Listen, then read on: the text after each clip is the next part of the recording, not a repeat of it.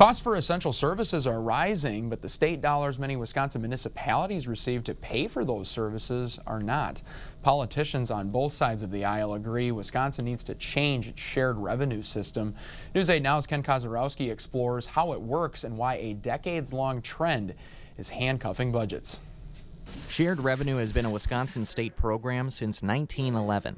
You pay for it in the work you do and things you buy. The state collects income and sales tax, and that's where they get the proceeds that then would eventually go back to shared revenue. It now ranks in the top 10 of biggest state programs. But most candidates will tell you we should have an increase in shared revenue. Increasing shared revenue. It's in a bad way. Shorted for years and years and years. Governor Tony Evers says in the last 12 years, the largest shared revenue increase in the state budget has been 0.03%. Pretty stagnant. Sabrina Steger is the finance director for the city of Onalaska.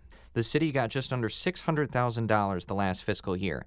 That's half of what the city got 20 years ago. And other places are in the same boat. The money the state has sent back has dropped 47% between 1996 and 2020. How do you, in a time of shrinking resources, cover all the services? Because the service list isn't going down. What we're having our local governments do is have to decide between this priority or that priority. And those aren't things necessarily that are wants, those are needs. Baked into the shared revenue program is an expenditure restraint. Municipalities get more shared revenue if they keep their annual budget increase below about 3%. The city of Onalaska has stayed under that mark almost every year, but the reward is being reduced to almost nothing. $136,000 just 5 years ago. Next year, we're going to receive around $7,000. City Mayor Kim Smith says the city doesn't see a lot of yearly growth to raise their property tax levy.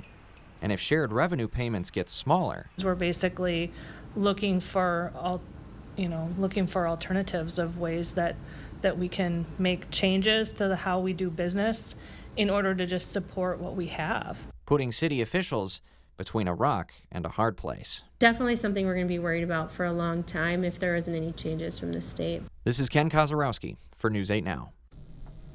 Steger says during the 2020-2021 fiscal year, the city went over that expenditure restraint to hire more firefighters and police officers.